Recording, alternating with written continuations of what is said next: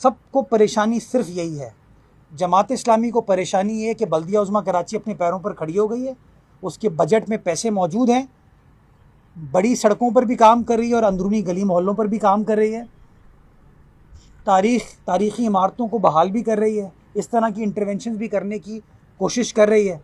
तो उनको इस बात से खौफ आ रहा है, MQM के दोस्तों को खौफ इस बात का है या एतराज़ इस बात का है कि हम कह रहे हैं कि वफाक के ज़रिए, वफाकी हुकूमत के ज़रिए जो है ना, ये प्रोजेक्ट्स एग्जीक्यूट नहीं होंगे, ये लोकली एग्जीक्यूट होने की ज़रूरत है। तो नेचुरली उनके जो अपने अज़ाइम थे वो कहीं मीट नहीं हो पा रहे। पिछले दिनों में देखा ना आपने, एकदम से एक्टिव हो गए। बाबू भाई ने प्रेस कॉन्फ्रेंस की थी मेरे ख़िलाफ़, हाँ, उछल उछल के कह रहे थे, उनको डाइस थोड़ा छोटा दिया करें। उछल उछल के कह रहे थे वो कि मेयर काम रुकवा देता है। भाई मैं काम क्यों ना रुकवाऊँ कि 2017 में काम स्टार्ट करते हैं, 2025 में खड़े, काम आज तक ख़त्म नहीं किया, इतने निकम्मे ना अहल हैं और हमें बुरा भला कहते हैं। जाइए मेरे साथ, चलिए फारूक सत्तार साहब, मंगो पी रोड दिखाता हूँ आपको, जाके वहाँ पूछे लोगों से उनका क्या हाल है। वफाकी हुकूमत से एग्जीक्यूट कराया गया था काम। झूठों पर खुदा की लानत। क्या कहा मैंने? झूठों पर खुदा की लानत। कुछ दिन पहले कह रहे थे इसकी मंजूरी नहीं हुई, अब कह रहे हैं चुपके से हो गई। क्या करें, इदारे नूरे हक आके बैठ जाएं? हाँ, थोड़ा सा मैं बताऊं, आप सहाफ़ियों को इनको शर्म दिलानी चाहिए, मुनाफिकों को। इसका जवाब सिर्फ एक ही है, झूठों पर खुदा की लानत। जो झूठ बोल रहा है, जो गलत बयानी कर रहा है, जो दोहरा मयार रखता है, मैं समझता हूँ वो शर्मनाक है। वफाकी हुकूमत को काम करने से हमने नहीं रोका, हमने सिर्फ ये कहा है कि हमारी और वफाकी हुकूमत की अंडरस्टैंडिंग बजट जब पास हो रहा था वो ये थी कि जो भी वफाकी प्रोजेक्ट होगा उसके दो हिस्से हैं। जो पुराने काम पाक PWD कर रही थी वो आप PIDCL की जानिब से जारी रखें, जो नए काम आपको करने वो आपको लोकली एग्जीक्यूट करने होंगे, चाहे वो आप KMC के ज़रिए करें, टाउन के ज़रिए करें या सिंध हुकूमत के ज़रिए करें।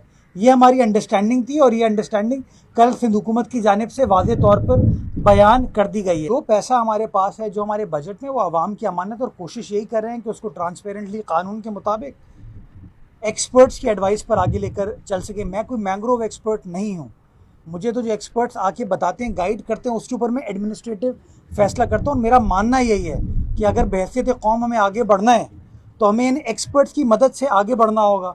अब आपने ख़ुद कहा कि ये एक्चुअली आपके पास पैसे कमाने का ज़रिया है। हमारे यहाँ बदकिस्मती के साथ क्या करते हैं, पैसे कमाने के लिए कटाई की और लकड़ी बेच दी। इसी लकड़ी से आपकी वो जो माचिस की तिलिया है ना, वो बनती है। लेकिन इसका दूसरा एंगल ये है कि दुनिया भर के अंदर ये कार्बन क्रेडिट है आपके लिए, आप डॉलर्स कमा सकते हैं प्लांट करके। तो मैं तो लोगों को ये कहूँगा, ये नेकी कमाने का तरीका है, बिकॉज दीन हमारा कहता है सदका जारिया है।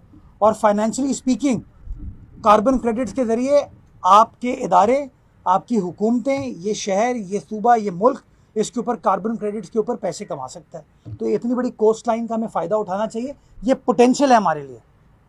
बस इसके अंदर अगर कोई रोड़े ना अटके, जिन एक्सपर्ट्स को समझ नहीं आता, अब कल कोई जमात इस्लामी का दोस्त आके इसके ऊपर प्रेस कॉन्फ्रेंस कर दे, कोई नैब इस पर नोटिस ले ले, कोई अदालत इसके ऊपर स्टे ऑर्डर दे, वो अलग बात है। अदरवाइज़ मैं ये समझता हूँ कि एक विन विन सिचुएशन है हमारे शहर के लिए, हमारे सूबे के लिए, हमारे मुल्क के लिए और हमारे बच्चों के लिए कि वो माहौल दोस्त सरगर्मियों को अपना सकते हैं।